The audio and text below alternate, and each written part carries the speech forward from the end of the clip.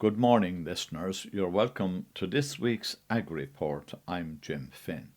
My guests this morning are Cynthia Nimoroku, MEP, Philip O'Connor from IFAC, and Jerry Boyle from the Rare Cross Dramatic Society. My first guest this morning is Liam Hennessy from Teagasc, and Liam and I are going to go through the BIS application for 2026. Good morning, Liam, and thanks for joining us.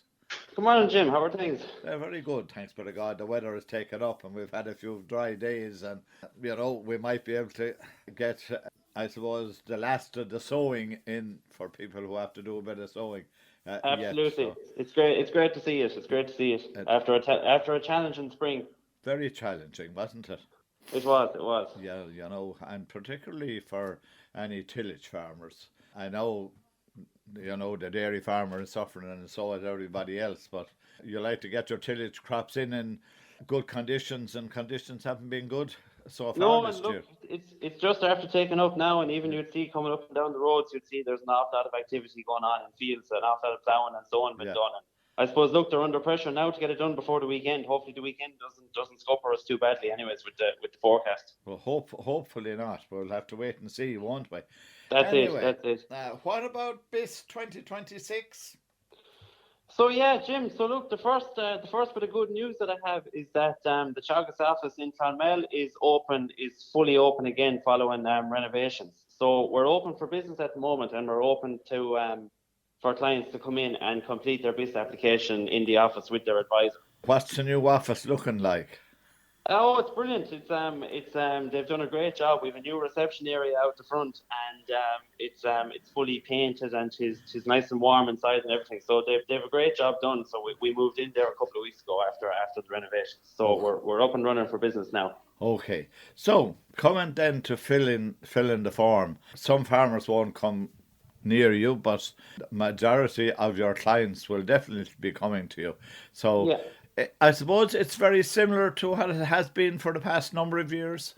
Yeah, look, it's similar. Look, I suppose we're allowing an hour per appointment, just to it's a good opportunity to meet your advisor and to do your BIS application, and maybe look at a few other things which we'll cover there in a few minutes. But in terms of the BIS application itself, we there's a couple of changes this year, Jim. Right. So for anybody who's leasing land or renting land, we have to insert the lease end dates on the BIS application. So if you have land leased and the lease end date is the 31st of the 12th, 2026, for example, we have to insert that date into the land area slot for all the plots of land that you've rented. And I suppose, look, just to prepare for coming into your advisor, maybe if you have a couple of land leases on if you have a couple of land leases, different land leases, you might just know the lease end dates for each lease. That maybe one lease could be ending, say, in 2026, and maybe the other lease could be ending in maybe 2028 or 2030. It could be a long-term lease. So that's one change that we have that's been implemented by the department, and it just takes a little bit of time just to tick the box to insert the lease end date. Um, and I suppose, look, as well, the other change then that has come in this year is for dairy farmers. For all dairy farmers, we have to declare what land is the milking platform, Jim. So in the land details section, any land that the cows can walk to within 3 kilometres of the parlour, as the crow flies, is declared as milking platform. So that's just another job that we have to do as part of the BIS application is tick the milking platform details in the land details page. Right. So they're new. The rest is much the same. Yeah, the rest is much the same. I suppose just in terms of transferring entitlements and things like that, it's all the same. It's all the same as other years. But I suppose if people are transferring entitlements, they might have the exact trading details of the person, say, that they're going transferring entitlements to. And what I mean by that, Jim, is let's just say we're transferring entitlements to Jim Finn. We Yeah. could be transferring them to Jim Finn Limited. We could be transferring them to JF Farm Limited, or we could be just transferring them to Jim Finn. So we need the exact trading name of the company or the individual, because believe it or not, that does make a difference.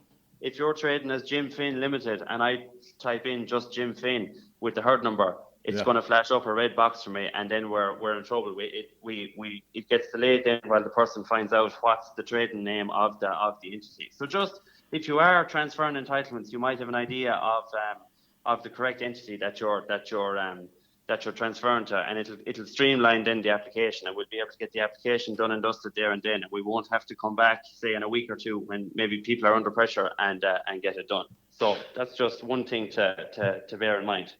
Okay, and you said that you're trying to get your clients in now rather than, we'd say, 2 or 3 days before the closing date, and that's a good practice if we can at all. So you'd like to see any one of your Teagasc clients in Tipperary coming into you next week immediately after Easter and setting up an appointment.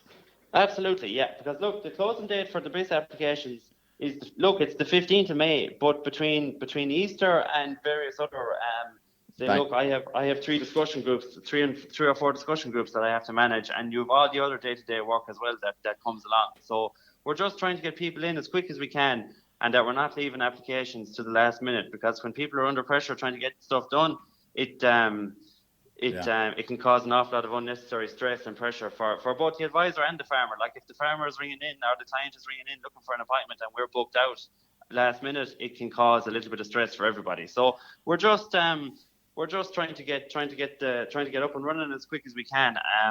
Like some of my clients that have dry stock that are in dry stock positions, they could have 250 business to do. So you know, they don't have time to be leaving it for last minute.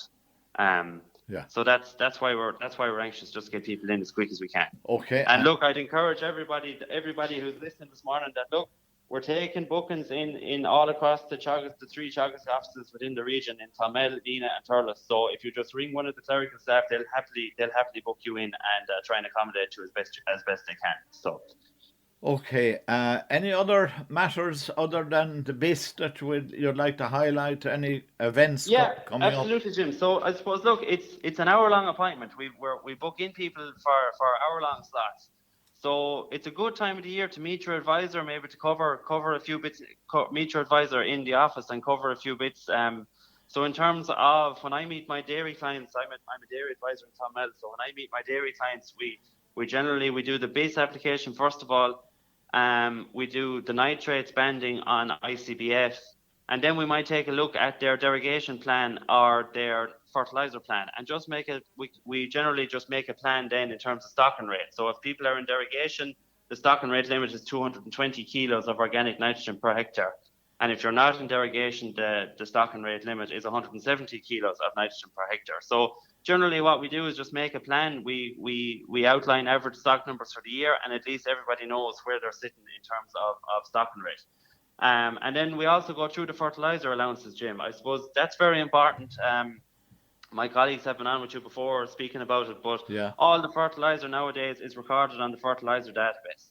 So you do need a nutrient management plan or a derogation plan in order to purchase fertilizer. So I suppose we're encouraging everybody that doesn't have a fertilizer plan to get one put in place. We have a team of advisors here across the Tipperary region that their sole job is to do these fertilizer plans at this time of the year. And if anybody doesn't have a fertilizer plan, we're encouraging people to get a fertilizer plan, because look, it simplifies things for both the farmer and ourselves. Like if you ring me, Jim, in the middle of the summer and say, how much more fertilizer can I spread? I just pull up your plan off my system, and I know how much your allowance is left. So it simplifies the thing for both the farmer and the advisor, and then everybody is on side then with the fertilizer database. Just in terms of then chemical phosphorus, so if you want to buy a product such 18, 6, 12, 0730, 10, 10, 20, any product that contains phosphorus, no matter how big or small your farm is, you need a set of soil samples and a nutrient management plan in order to buy chemical phosphorus going forward. So that's just something for those of you who may be listening who don't have a fertilizer plan or don't have soil samples. It's the 2nd of April today as we're recording this. So now's the time to get cracking, to get those soil samples done before any fertilizer or slurry or anything like that is spread, before it's too late. So that's just something to keep in mind as well.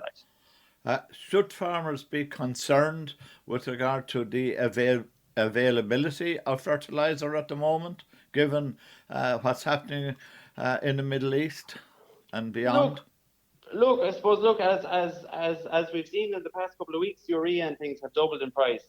There is plenty of other products available. There is enough fertilizer, to my knowledge, in the country until the middle of the summer. So look, hopefully things will settle down with the war, and we will get products shipped in. But I suppose, look, I would be encouraging people, if you haven't bought already, maybe to try and get a little bit bought and try and get some fertilizer out, just to take advantage of the good weather and get things moving. Okay, one last call then to people to come into you to get their BIS application completed and sent to the department. 100%, yeah. Okay, well, look at Liam. Thanks very much for joining us this morning.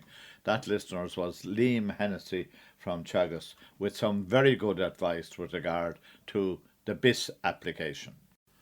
On last Wednesday evening in Ennis, Cynthia Ní Murchú spoke at a meeting, the title of which was Women in Agriculture, and it was sponsored by the IFA. This is what she told people at that event. Straight away, just to say to you that I'm one of the MEPs in Ireland South. I come from the town of Carlow, although I grew up half on a farm. So my mother was the country mouse and my dad was the town mouse. Dad was from the centre of town and Mum was from a very small holding, 40 acres. But her dad was a bit of an entrepreneur in the sense that he had a few strings to his bow. That's my grandfather, James Brophy. So he was a teacher, a land surveyor, a farmer, and in fact he ended up, most of the farming, I'd say 99% of the farming, was actually done by Sis, or Josephine, his wife. So I grew up looking at the farm being ran by a woman. And she had to work extremely hard because there was 10 kids, and obviously they grew everything that they ate. It was a very small holding, 40 acres. There was a teacher's salary, but only for a while and so forth. But when we went out, and we went out regularly every weekend, it was all hands on deck. So a bit similar to some of your experiences, I guess. We didn't go out as cousins to play, we went out to work. And we didn't get paid for any work, and we didn't want it. We just enjoyed it. And it was that simple type of farming lifestyle. I learnt a lot. I kind of added to my knowledge about farming, I suppose, through my legal practice, because I had a lot of farmers, male, female, and they were my clients, particularly in family law, particularly in splits, in division of assets, in all of that. So I got a kind of an inside track, I feel, through that. And then I went into politics. I did a couple of other things career-wise, but they're irrelevant at the moment. So when you go to Brussels, you're asked, what committee do you want to work on? I automatically actually said farming, but as the Fianna Fáil delegation worked out, we had Barry Count, who was a former Minister for Agriculture, just elected. So obviously I deferred to him, which I thought was right and proper, and I'm glad I did that. But I did indicate that I'd be keeping a watching brief, and the watching brief means that you can literally, I can shadow MEP Cowan, and I do that. And obviously I lead out on agricultural issues because my whole constituency from County Wicklow right down to Waterford, Wexford, Kilkenny, Carlow, Tipperary, here in Clare, Limerick, Cork, Kerry, probably left out somebody, but it's 10 counties. I might have left out one of them, but it's predominantly farming. We now have a situation, I just want to speed forward from 2024, got elected, right up to now. And from the get-go and from the nomination and canvassing, the issues of the farmers were real, they were pressing, they were huge, and they were multiple. So it wasn't farmers coming like one cohort in the community, teachers, whatever, civil servants, and saying, we have an issue. It was clear to me there were multiple issues. And the multiple issues, you know them all, but I just want you to know that I'm cognizant of them, I'm aware of them. And I mean, the one at the moment, obviously, the 3 Fs, the fuel, the fertiliser, the feed. I mean, the inputs are just soaring high. The fertiliser is a huge issue. We have the CAP negotiations coming up, and the proposal from the Commission, as you well know, is 20% less than what it was. and they're piling in more things to be included in the cap. All of those things will be discussed and defended. And then, of course, we have lots of other issues, mainly red tape, but the red tape is never ending. The red tape is excessive, and it's beyond excessive. It's almost to an extent that it's farmers are made to feel as if they're the problem, as opposed to the civil service and the commission who are creating all of this paperwork. So I just want to say, as an MEP rooted in the rural community for Ireland South, I'm with you. If there's any issues, obviously my door is open. I do work in close connection with Barry Cowan and Billy Kelleher, obviously my constituency colleague, because there's only two of us. So we do really put the green jersey on, and I think you saw that we played a little part in the nitrates derogation, in getting that. It's not perfect, I know that, but at least it's over the line and there's a bit of certainty at the moment. Not enough certainty, I understand that as well. Lots more work to do.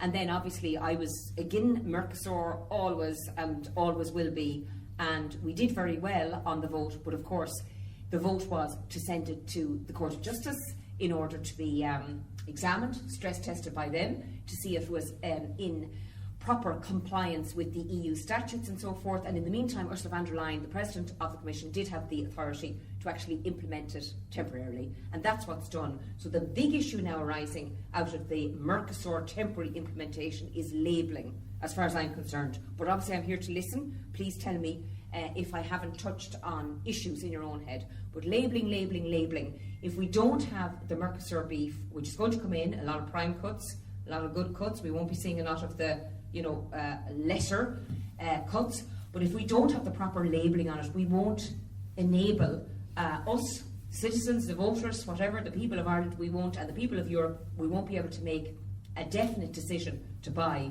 Irish beef, which is produced to the highest standard. And as far as I'm concerned, the Mercosur beef is produced to the lowest standard. And that's why I voted against it. And there will be a full vote coming forward again, and we'll vote against it. Who knows what will happen? We'll see what the court will say. But in the meantime, obviously, the Commission are gaining ground because it's temporarily implemented, so that will gain traction, obviously. So I'm not saying it's here to stay, but it's likely it's here to stay. So we have to keep pressing on, I believe, in relation to labelling.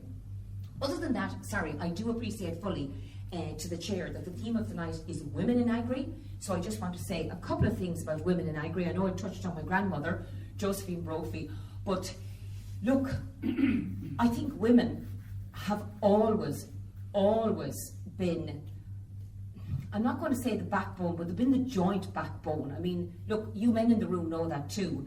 Unless your wife is full-time as a nurse or full-time as a teacher or full-time as whatever they do. But even at that, they do come in and they start work again once they come in from the paid job or the job off farm. I think women are particularly, they're loyal in the farming community and loyal in the farming family and in the farming structure, and they understand the necessity to have labour within the family, and that's what it boils down to. I mean, you can't afford to be employing labour from outside. It's quite clear with all these inputs. I mean, I don't even want to talk about the average farming income, because you all know that you're put to the pin of your collar, and it's lots of swings and roundabouts, and at the moment the swings seem to be all going in the one direction, which is down into deep troughs, and it's hard to see the light at the end of the day, or the end of the tunnel, I should say. But yeah, the role of women, I am absolutely delighted and thrilled as a woman, as somebody interested in farming, that there is this year to celebrate,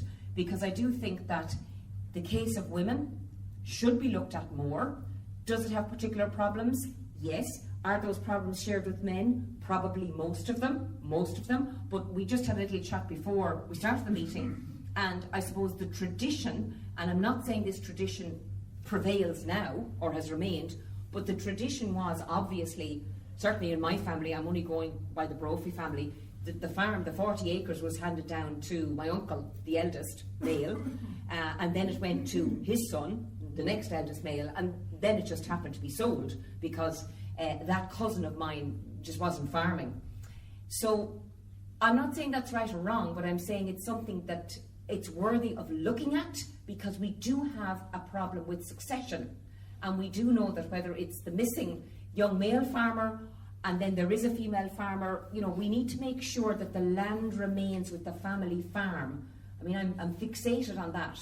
We don't want the family farm to fail. We don't want it to die out. And we certainly don't want it to die out because there's a structure there that says, oh, well, there was no son, and so we couldn't actually fix this particular family farm problem. So we do need to think outside of the box, because what we don't want to see is, as I've said, is farming families dwindling on the vine and rural Ireland being carved out more. I spent the day on the Burn. I was in the company of Councillor Joe Colleen and Shane Talty, and we visited a farmer or two, and I can see some of the acute and unique aspects of farming, particularly, I suppose, in the special areas of conservation, that type of farming. And we spoke about the acre system, and there's unique problems, I think. I've learned a little bit in relation to clear farming, so I'd be interested to hear more of that tonight, rather than saying one size fits all for a fix. So I think from your perspective, it's very challenging. It's very important that your public reps that are paid for out of your own taxes appear in front of you, listen, and engage, and also then act. I will go back and act through your chair or through your committees as to what I can do in my role. I do have always make time for communications with, whether it's the Commissioner, or whether it's with through Barry Cowan's office or through my Renew Europe colleagues. There's a number of them in Renew Europe, my party, that are on the Agri Committee. So I always make it my business at least once every week to check in and to make sure, well, what is the issue and what do I need to write, what question do I need to raise? Because it's actually through these little, and these are little efforts, I do call them little, but they do amount and they do count and they do add up. And every elected rep needs to be doing that. And ye need to be asking all of your elected reps to do that. Because that's what we're here to do. That's what we're paid to do, right? To stand here, to speak, to listen, and to engage. So I'd just like to, I suppose, confirm and communicate to you my resolve to work with you, to work for you, to try and get a result. And if we don't, to fight back on again. But we do have serious issues, and the main one, as I see it, going back now, apart from the crisis at the moment with fuel and making sure that this crisis is in some way addressed by the government, they have to a degree. There's been an opening,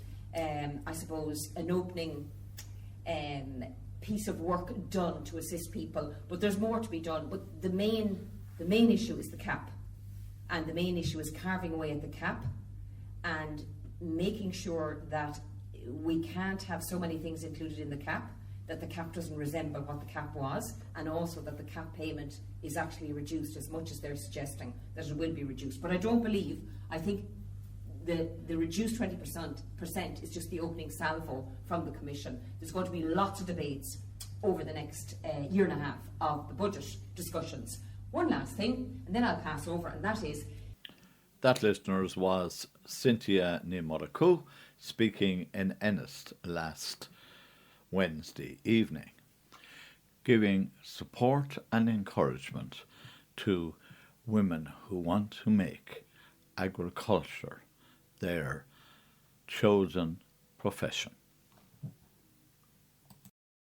Listeners, my next guest this morning is Philip O'Connor, and Philip is with IFAC, as you know, and during the week they brought out a warning sign, I presume, or at least some encouragement to farmers when it came to buying fuel because of the costs. And Philip is with me to talk about that and the broader price rises that farmers are being asked to pay for their inputs.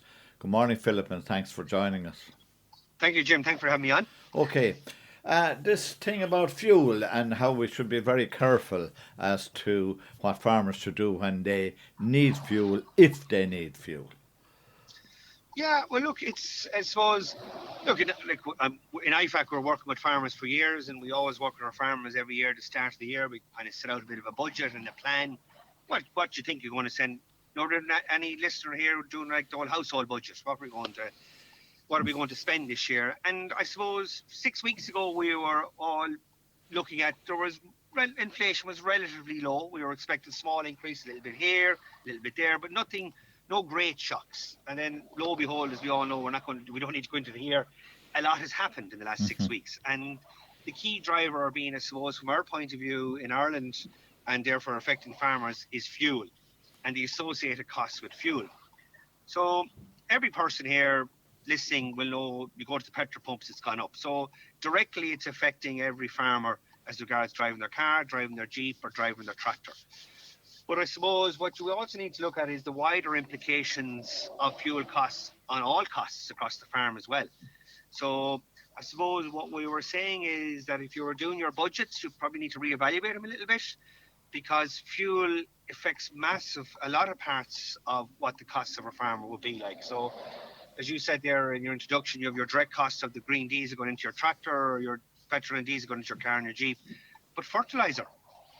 So it's had a big hit on fertilizer, and most farmers it's a significant cost on their farm fertilizer, if you know what I mean. Like from a dairy perspective, it could be 3-4 cents, beef tillage, if you know what I mean. So it's really hitting that at the moment now as well. And we're seeing probably urea price. I don't know if you had people on your radio show recently, and like we're seeing urea prices up into the 700-800 euros. So like that wasn't something we were planning 6 weeks ago.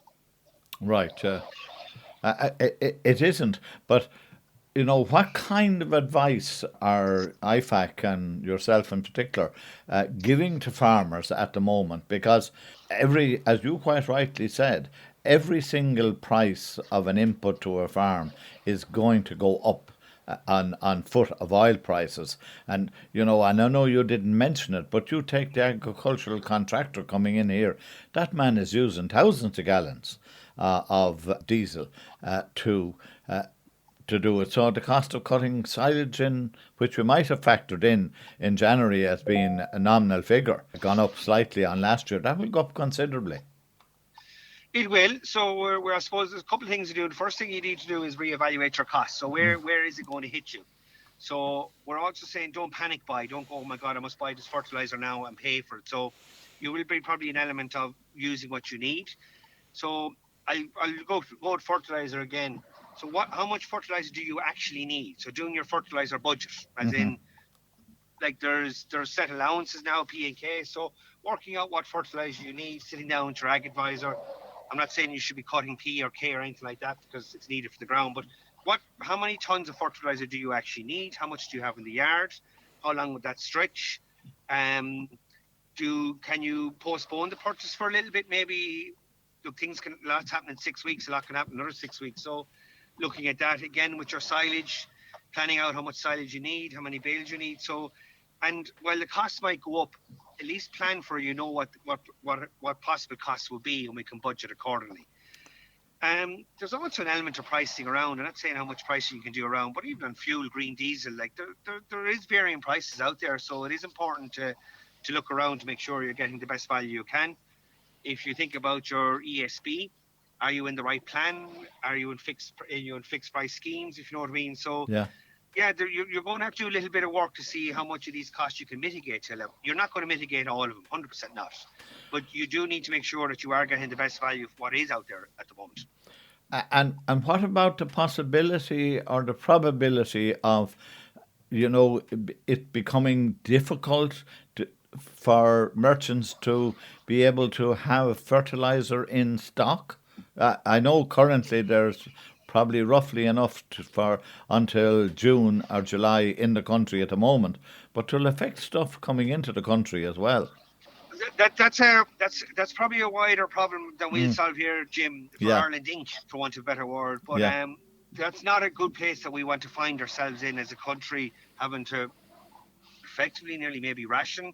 And I don't want to say that could possibly happen, because I don't think it will, and I hope it doesn't, because that will affect us all. But look, we can only work in the here and now. The fertilizer is expensive at the moment. You need to make sure you're using it wisely and that you're buying it for the right reasons, if you know what I mean. Yeah. So again, it's about doing those plans and budgeting for the costs as it is, if you know what I mean. So in other words, that so assuming that you can get the fertilizer, that you can actually pay for it as well. So making sure you have your figures done right and budget accordingly first. Right. As you know, this program goes out to more than farmers. It goes out to housewives and families across the whole of Tipperary. And I presume, the fuel is going to cost them more as well. And I'm thinking in terms of kerosene for heating the home, and there's still a month or so to go before we can probably turn off our heating systems for the rest of until probably October.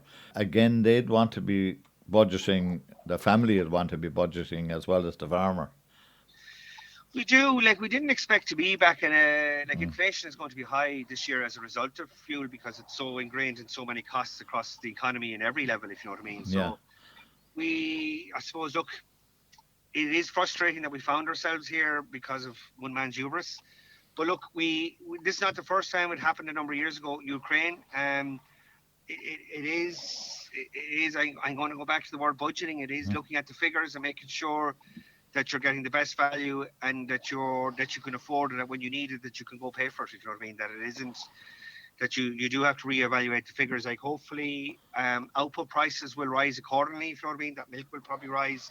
I think the tillage prices have to rise to the tillage farmers. They just have to, if you know what I mean, because their costs are going up. So hopefully that way the output prices will rise accordingly to offset some of these costs. And then obviously we've got the government schemes that are there to try and alleviate some of those costs as well. Okay, so your big takeaway is budget, is it? Everybody should budget. Yeah, I know it's not the most glamorous thing to say, but unfortunately there we are. We are effectively SME, small businesses, if you know what I mean. Majority of farmers and businesses, there's a level of price taking we have to do, so we're going to have to manage the figures. Fuel is not something we can control, or energy prices directly at a farm gate level, bar manage its usage and make sure we're getting value, and make sure that our business can afford it when it needs it. Okay, well, look at Philip. Thanks for joining us this morning. That, listeners, was Philip O'Connor from IFAC, giving us some advice and some of the background as to why prices are rising currently. Listeners, my next guest this morning is Dr. Jerry Boyle, and some of you will remember I used to have Jerry on a very regular basis when he was the director of Teagasc. But currently Jerry, of course, is always involved in drama, and this weekend on Sunday and Monday he is the director of The Field, which the Rare Cross players are putting on in Rare Cross, and they're also putting it on the following weekend, but Jerry will tell you all about that. And later on in the programme we're going to talk a little bit about a project Jerry has been involved in for the past 3 years up in Northern Ireland. Good morning, Jerry, and thanks for joining us. Good morning, Jim, and thank you as always for inviting me on. It's great to hear the old voice. So we go back a long way now, Jerry. Yeah, we do, Jim. Yeah. We were all very young in those days, anyway. But that's it. Anyway, your group is taking to the boards this weekend. So tell us a little bit about the group, and of course, just I suppose give the listeners a feel for what the field is all about. Yeah.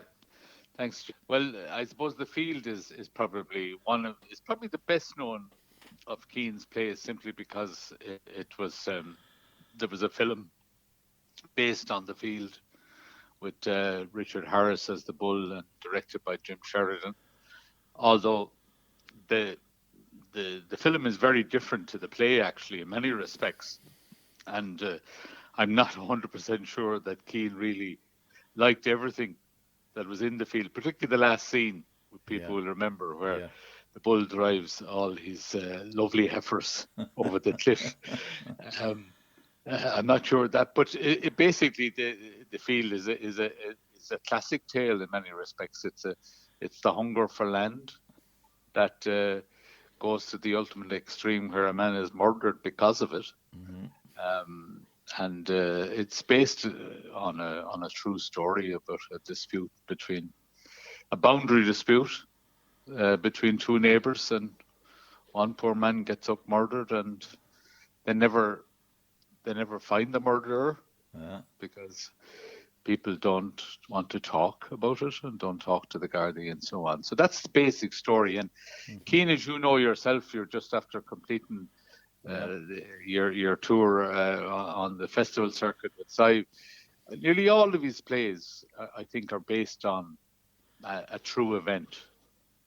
And certainly the characters, I think, that Keane has created are people, I'm sure, are amalgamations of people that he met in the pub or out in the streets of Listowel.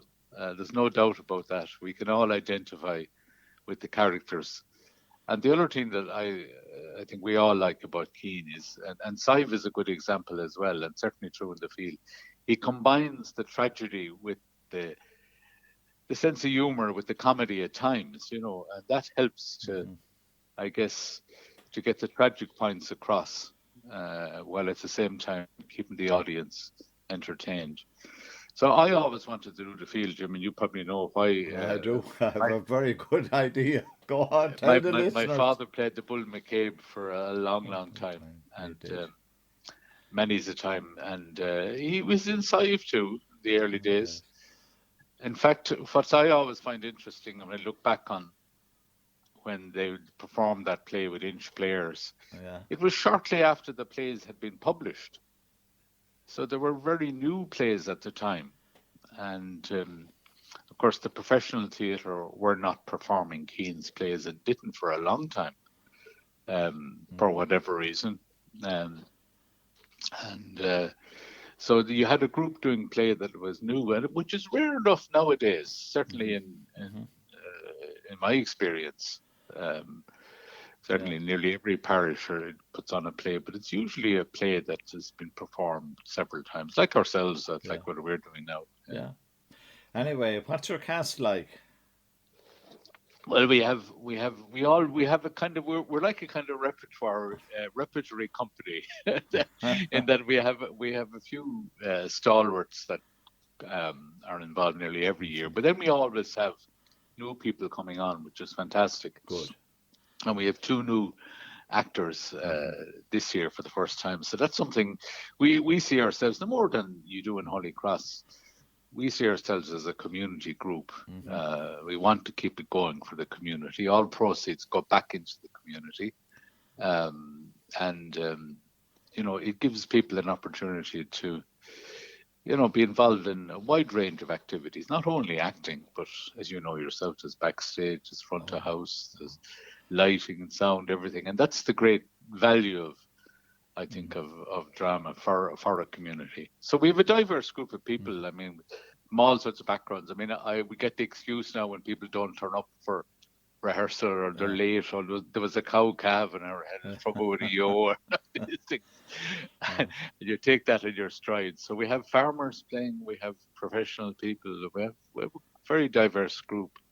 So good. And I hope, it's always hard with a small, in a small parish, to get the cast 100%. We have one man comes from Cappamore, Paddy Ryan. He's a well-known farmer, dairy farmer, and Paddy's the only one from outside the parish really that has been involved for several years with us now. That's good. Now, okay, it's on Sunday and Monday evenings. What time do you kick off? At 8 o'clock? Oh, we kick off sharp. We have a very good MC, Tom Butler. It keeps us on our toes. Right. Tom insists on starting at 8 sharp, and it's the best. But if it's a small hall, so we'd advise people to come early. Yeah. And the other thing is, then it's on the following weekend as well, and that's the Friday, Saturday, and Sunday, isn't it? Yes. The 10th. There are 5 performances. Yeah. Okay. Well, look, well done. Done. Let's get to the other thing, your involvement up in the north in that project with Ulster farmers. So you told me before we went on air that you have spent the past 3 years, and you now have been put out to grass on that one. Grass, yeah. So anyway, what has it been like, and how did you get on really in the end? Yeah, it's very interesting, Jim. I mean, I've been up and down to the north over the years and various, mainly with Teagasc. But Yeah. after I retired from Teagasc, I was asked by it's a farmer group. It's called Agri Search, Yeah. and it was set up by farmers and it's funded by farmers. Now there's not a huge budget involved, but what they were set up to do was to keep an eye on the advisory or the state-run advisory and research organisations to make sure that they were doing work that was relevant to the needs of farmers. There's not the equivalent in the south. Right. Although, of course, Teagasc would have advisory committees and consultative committees made up of farmers. But so I was very interested from that point of view in seeing how it works. So what we were doing for the last few years then was kind of trying to influence, we'll say, the advisory and research agenda from a farmer perspective, because you would think sometimes, Jim, that you're in two different countries when you go north and south in terms of the agricultural landscape. There are differences in the way agriculture is conducted, say within, there's a more of an intensive sector in Northern Ireland than there is in the south, across all the livestock sectors. Dairying would be no exception by any means.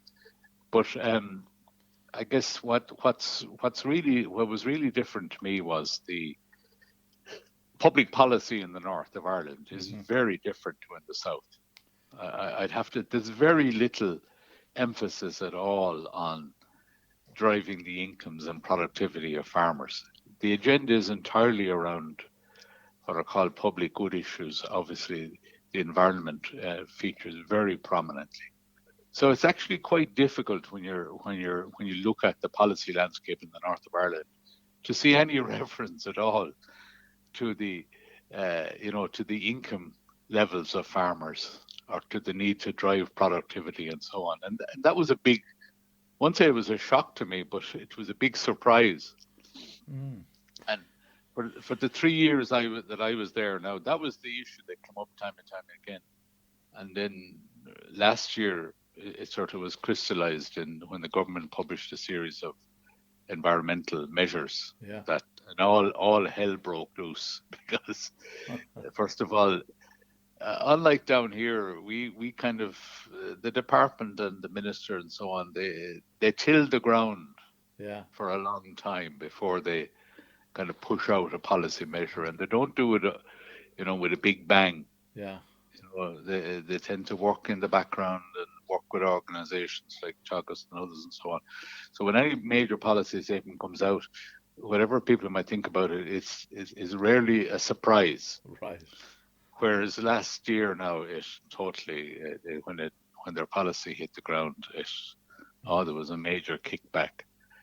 And the other difference that was interesting, I thought, we'll say, if you take the counterpart to Teagasc now, it's two different organizations are involved. One provides the advisory side and the other provides the research side.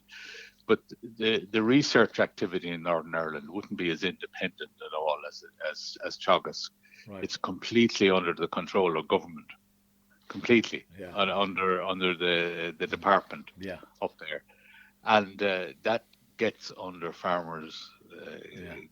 Really annoys them because if there's no emphasis on the farmer perspective, they get very annoyed.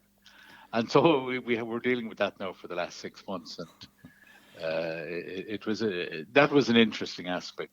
Okay. As I said, of course, the agriculture is completely different. That is, I know it from going up myself. It's amazing. The scale, everything. Everything is different. Anyway, look, I'm running out of time. Grant thanks, Grant Jim, for talking about that. But and I was in the north myself last year, and I stayed in a farmhouse, and I know how different things are. And more of us should visit, actually, in my opinion. And there are more people visiting now. Thanks. Anyway, look at the best of luck over this weekend and next weekend with the play, Jerry. And thanks, Jim, as always. And it's a pleasure to have you back on Trip FM. So thanks very much for joining us. That, listeners, was Dr. Jerry Boyle, who is directing the field for the Rare Cross players. They're on stage tomorrow night and Monday night, and then Friday, Saturday and Sunday next weekend. That, listeners, is Agri Report for this week. I hope you enjoyed the show and that you'll join me at the same time next week. Coming up next is the news at 10 o'clock, and after that, Eamon Dwyer presents Down Your Way.